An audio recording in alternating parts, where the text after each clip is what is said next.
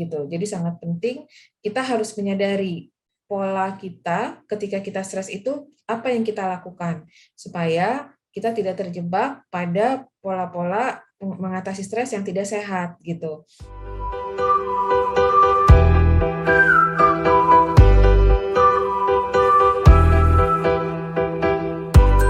Kali ini kita mulai masuk ke segmen kedua nih tentang what should we do. Jadi kalau misalkan tadi bahas stres ya, aku tuh saya merasanya kalau lagi stres tuh nggak tahu kenapa nafsu makannya tuh naik gitu. Kayaknya apakah memang itu bentuk pelampiasannya dan apa saja sih sebenarnya bentuk pelampiasan dari orang-orang yang mengidap burnout itu? Ya, jadi kita masuk ke stres dulu ya, bahwa untuk mengatasi stres sendiri atau kita sebutnya sebagai coping stress gitu ya, ada dua. Ada coping stress yang sifatnya problem solving atau problem oriented gitu ya. Coping stress yang sifatnya lebih ke mengatasi masalah atau problem oriented tadi, atau yang sifatnya emosional gitu ya, coping stress yang sifatnya emosional. Nah, kalau yang sifatnya emosional ini, itu lebih ke bagaimana kita meredakan dampak emosional yang muncul sebagai akibat dari stres yang kita alami. Tadi misalnya kita jadi marah, atau kita jadi cemas, atau kita jadi gelisah, jadi galau, atau kita jadi sedih, atau jadi kecewa. Nah, itu yang sifatnya emosional. Nah, sebenarnya yang tadi ya, makan yang jadi nafsu makannya bertambah atau berlebihan, itu lebih ke coping stress yang sifatnya emosional gitu ya, karena makanan itu sendiri kemudian kita bisa nikmati dan meredakan stres kita gitu ya, tapi sifatnya sementara gitu, stres sumbernya itu nggak hilang gitu ya, karena ketika kita kemudian nafsu makan kita bertambah, itu sebenarnya lebih ke pengalihan dari masalah yang sebenarnya gitu ya, pengalihan kita membutuhkan sesuatu yang menyenangkan untuk menghadapi situasi yang tidak menyenangkan gitu ya. Jadi itu akhirnya membuat ada hormon yang disebut dengan hormon dopamin yang kemudian memunculkan motivasi gitu ya. Tapi sebenarnya problem selesai belum tentu gitu. Nah, jadi seperti tadi makan makanan yang enak atau mungkin makan makanan yang manis, yang menyenangkan, itu bisa jadi memang sesuatu yang mengatasi stres dalam arti secara emosional gitu ya. Nah, tapi kalau yang secara problem solving itu lain lagi gitu ya. Kalau problem solving fokusnya lebih ke bagaimana mengatasi masalahnya gitu. Apa menjadi sumber masalahnya? Misalnya kita merasa kelelahan secara fisik dan mental karena misalnya terlalu banyak yang harus kita kerjakan dalam waktu sehari gitu. Semuanya mau dikerjakan, mau diselesaikan. Fokusnya kepada ini apa namanya? Multitask gitu ya, multitasking gitu. Nah, artinya kita harus cek lagi nih, sebenarnya apakah semua harus diselesaikan dalam hari itu juga. Misalnya kita membuat priority gitu ya, menentukan prioritas mana terlebih dahulu yang diselesaikan. Nah, itu lebih ke problem fokus gitu ya. Jadi kita mengatasi masalahnya terlebih dahulu gitu. Nah, apakah lebih baik mana, emosional atau problem fokus? Itu sama-sama baiknya gitu. Sama-sama baiknya artinya dalam situasi tertentu mungkin kita memang butuh waktu untuk menenangkan diri terlebih dahulu. Kemudian kita mencari sumber masalahnya gitu ya. Dan tadi kalau disebutkan sebagai makan makanan yang enak itu adalah sebagai salah satu cara untuk mengatasi masalah, boleh aja sih, asal jangan menimbulkan masalah yang lain lagi. Misalnya jadi kebanyakan makan manis, akhirnya jadi diabetes seperti itu. Atau kebanyakan makanan yang mengandung pengawet, dampaknya kemana-mana misalnya. Jadi kita juga harus perhatikan, kalaupun makanan itu enak, harus tetap sehat misalnya.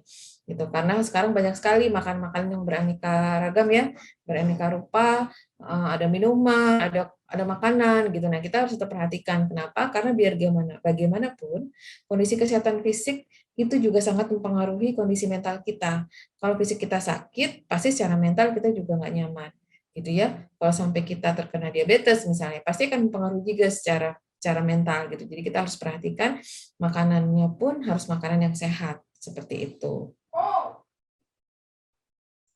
Oke, mengingat tentang makan-makan tadi ya, kalau misalkan setiap stres nih, makan banyak, stres, makan lagi, kayaknya malah bisa menimbulkan penyakit lagi ya. Jadi Betul. kalau stresnya berkepanjangan berarti makan terus. Iya, Nah, bisa menimbulkan obesitas, itu betul bisa juga ya. Jadi banget bisa. sebenarnya bagaimana sih kaitan obesitas sama burnout ini?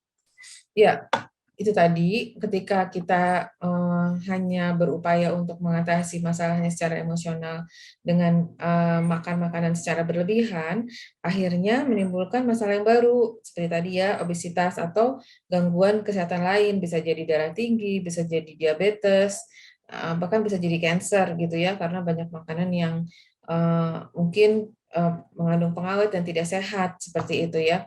Nah, jadi terlalu banyak makanan-makanan yang mengandung zat kimia, misalnya yang sebenarnya kurang baik buat tubuh gitu. Jadi yang memang harus juga dilakukan adalah mencari alternatif apa coping stres emosional yang lain gitu ya. Jangan cuma hanya makanan, tapi juga diimbangi dengan olahraga dan istirahat gitu ya.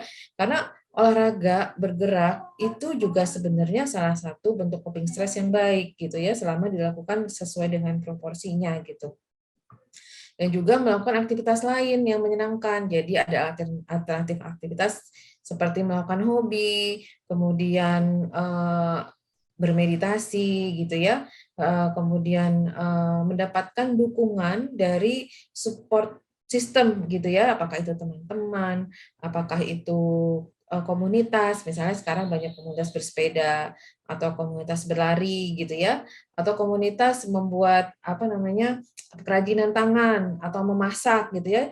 Cobalah cari aktivitas-aktivitas lain yang produktif dan juga sehat gitu. Ada juga komunitas misalnya menelusuri apa tempat-tempat bersejarah gitu, atau misalnya komunitas hiking gitu ya ke tempat alam, misalnya maksudnya ke tempat-tempat yang bisa dikunjungi gitu ya, yang alam terbuka misalnya hiking, atau itu tadi bersepeda. Jadi upayakan temukan aktivitas yang menyenangkan ketimbang hanya terfokus kepada itu tadi makan makanan yang berlebihan, apalagi kalau makanan tidak sehat dan kemudian malah menimbulkan penyakit gitu. Jadi sangat penting kita harus menyadari pola kita ketika kita stres itu apa yang kita lakukan supaya kita tidak terjebak pada pola-pola mengatasi stres yang tidak sehat gitu. Ketika kita sadari, wah udah nggak bagus nih, saya misalnya berat badannya sudah berlebihan. Oke, apa yang kita lakukan? Kita alihkan yuk ke aktivitas lain, misalnya olahraga atau tadi terlibat ke dalam komunitas yang justru banyak melibatkan gerakan fisik, misalnya jalan-jalan dari museum ke museum misalnya, atau menikmati alam terbuka, misalnya hiking. Kalau sekarang kan banyak tuh, misalnya ke daerah Sentul atau mungkin ya ke kebun teh dan lain sebagainya. Jadi poinnya adalah cobalah cari alternatif mengatasi stres yang lebih sehat supaya stres itu bisa teratasi dan terhindar dari burnout gitu. Karena itu tadi, burnout itu muncul karena stres-stres kecil yang tidak teratasi dan bertumpuk-tumpuk gitu. Jadi kalau secara fisik aja kita sudah tidak nyaman gitu ya menjadi obesitas, burnout-nya menjadi tambah parah gitu ya, menjadi tambah sulit untuk diatasi karena secara fisik kita udah nggak nyaman, ditambah lagi dengan kelelahan fisik gitu ya, kelelahan mental.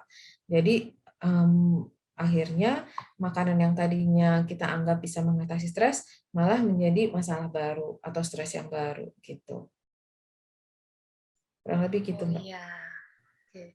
Kalau tadi bicara tentang makan yang makin banyak gini, sebenarnya kalau burnout nih bisa terkena anoreksia juga nggak sih? Karena kan Bisa. cenderung Hmm, kegiatannya tuh terlalu padat gitu, ya. sehingga tidak ada waktu untuk makan dan lebih nyaman cuma makannya sekali sehari. Dan gimana ya cara mencegah kebiasaan tersebut? Ya, eh, biasanya sih orang yang mengalami anoreksia itu memiliki masalah juga dengan masalah body image gitu ya.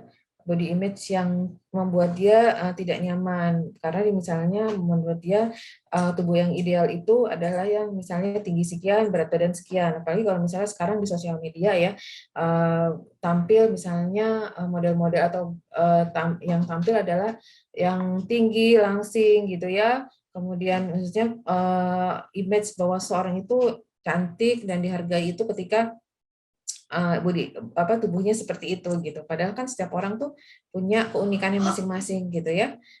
Jadi dia berusaha untuk memenuhi kriteria sosial tentang apa yang disebut dengan bagus dan cantik untuk mendapatkan penghargaan gitu ya. Penghargaan itu bisa jadi lingkungan atau bisa jadi bahkan dari dirinya sendiri. Apalagi sekarang begitu banyak media sosial ya, ada TikTok, ada Instagram, Facebook dan lain sebagainya, di mana orang kan dilihat gitu ya, dan disaksikan. Jadi dia mencoba untuk memenuhi kriteria tubuh ideal gitu. Namun bisa jadi apa yang dilakukan adalah sesuatu yang dengan cara yang tidak sehat gitu. Bisa jadi itu tadi, akhirnya setelah makan dia melakukan hal-hal yang mungkin bisa jadi seperti ada muncul bulimia gitu ya, dimuntahin lagi gitu, atau mengurangi makan luar biasa sehingga jadinya porsinya itu tidak sesuai dengan kebutuhan tubuhnya gitu ya, makannya sedikit sekali padahal dia pekerjaannya lelah atau cukup melelahkan gitu ya, aktivitasnya banyak. Tapi makannya sehari cuma sekali dan itu juga tidak memenuhi standar gizi gitu ya, sehingga akhirnya kekurangan asupan gizi yang baik. Akhirnya itu juga bisa jadi muncul penyakit-penyakit gitu ya. Imunitas tubuh jadi menurun, bahkan bisa jadi autoimun gitu. Jadi poinnya adalah ya sesuai dengan proporsinya aja, seimbang gitu ya, sesuai dengan kebutuhannya, diimbangi dengan gerakan tubuh gitu ya, atau dengan olahraga supaya tetap terjaga kesehatannya gitu ya. Dan mencoba untuk bisa menerima diri sendiri gitu ya. Tampil artinya gini, kita belajar untuk happy dengan diri kita, sayang dengan, kalau sekarang orang bilangnya self love, self acceptance gitu ya, dan tidak membandingkan diri dengan orang lain, karena pada dasarnya setiap orang itu dilahirkan dengan bentuk yang sebaik-baiknya dan sempurna gitu ya, dengan ketidaksempurnaannya gitu. Jadi yang penting justru adalah menjaga kesehatan diri supaya supaya kita bisa berfungsi dengan baik, dengan maksimal, bisa berkontribusi, bisa memanfaatkan potensi diri kita dengan maksimal dan tidak terfokus kepada satu sisi aja dalam kehidupan kita, yaitu hal fisik gitu ya.